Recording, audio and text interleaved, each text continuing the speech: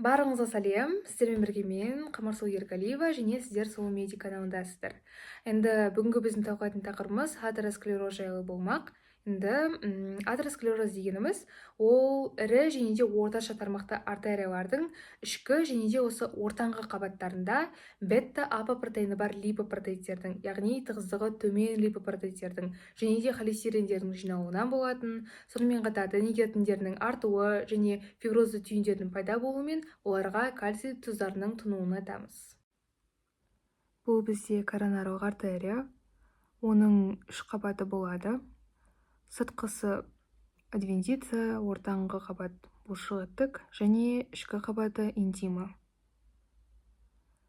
Егер де қанда ұзақ уақыт бойы тығыздығы төмен липопротеидтер болса, яғни холестериндер деңгейі жоғарыласа, онда олар өз кезегінде зақымданған эндотелий жасушалары арқылы немесе эндотелий жасушаларының арасындағы саңылаулар арқылы тамыр қабырғасының ішіне қарай, яғни интима қабатына қарай өтіп кетеді. Холестериндердің көп болуының нәтижесінде олар интима қабаты мен бұлшықеттік қабаттың арасында түйіндақты, яғни бляшкаларды құрайды.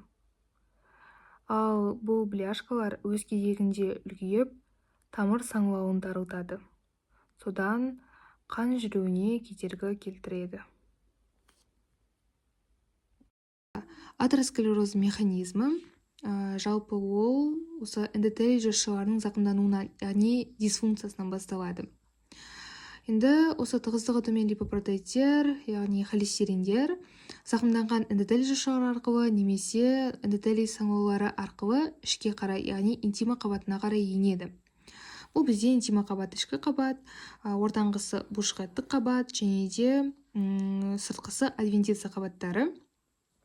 Енді бізде осы жаңағы липопротеидтеріміз интимаға енгеннен кейін оны жою мақсатында эндотелий жасушалары моноциттерді өндіреді.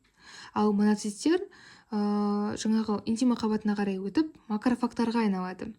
Енді осы макрофаг жаңағы липопротеидтерді жою үшін оларды адсорбциялап алады. Яғни адсорбциялап жұтып қояды. Сосын бұл макрофагтар пенистік жасушаларға айналады. Енді эндотелий жасушалары зақымданғаннан кейін бұл жерге міндетті түрде тромбоциттер келеді. Сосын енді тромбоциттер қалай көмектеседі, қандай жұмыс атқарады деген кезде тромбоциттер тромбоцитарлық өсу факторларын түседі. Ал енді осы тромбоцитарлық өсу факторлары өз кезегінде тегіс ет жасушаларының пролиферациясына, яғни олардың өсіп-өніп артуына келеді.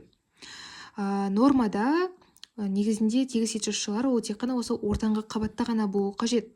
Бірақ та осы тегіс ет жасушаларының пролиферацияланып көбеюінің нәтижесінде олар не істейді? Ары қарай интима қабатына қарай өтіп кетеді.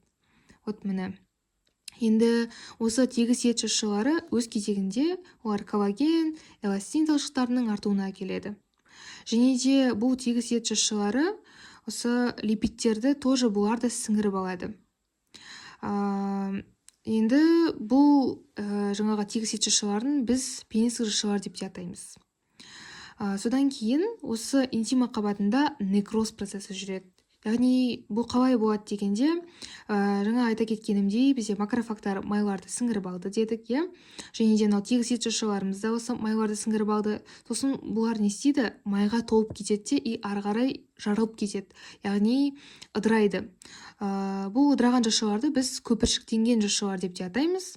Яғни бұл бізде осы некроздың қалдықтары болып табылады. Яғни бұның құрамында осы пенистік жасушалар бар, және де жаңағы холестериндеріміз, холестерин эфирлері, кристалдары болады. Енді осы эндотелий жасушаларының астында фиброздық жабын пайда болады. Яғни бұл фиброздық жабын ол коллаген, эластин талшықтарынан, сонымен қатар жаңағы тегіс ет жасушаларынан тұрады. Енді осы атеросклероздың бір асқынуы, яғни қаупі туралы айта кетейін. Бізде тамыр саңылауының ішінде осындай бляшкалар пайда болады, атеросклероздық бляшкалар. И осы үлкен бляшкалар нәтижесінде бізде тамыр саңылауы тарылып, қанның өтуі қиындайды. Сол кезде бляшкалар бір жері зақымданып қалуы мүмкін. Егер де осы бляшкалар зақымданатын болса, осы жерге тромбоциттер келеді. Сосын тромбоциттер келіп, жаңағы тромбтардың түзілуіне алып келеді. Ал енді бізде тромбтар түзілетін болса тамыр саңылауында, онда олар тамыр саңылауын кәдімгідей бітеп тастауы мүмкін. Ол басында ишемияға келуі мүмкін, одан кейін ары қарай уже миокард инфарктісіне әкеледі. Енді атеросклерозның этиологиясын айтайын. Этиологиясына шылым шегу, тұқым қуалаушылық, аз қозғалыс яғни гиподинамия, семіру, гиперкомоцистеинемия, қант диабеті және де тағы да басқалар жатады. Егер осы видео сізге пайдалы болса, онда комментарий жазып, лайк басып және де менің каналыма тіркеліп кетіңіздер. Келесі кездескенше сау болыңыздар.